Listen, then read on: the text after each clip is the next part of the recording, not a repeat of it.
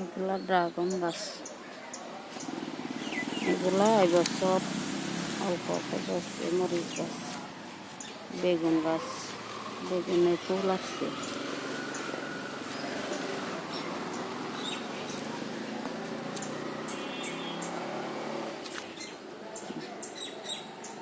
বেগুন ধরছে।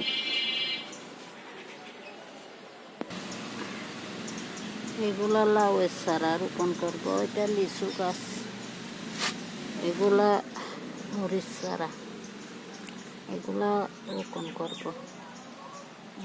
এটা হলো আনার গাছ,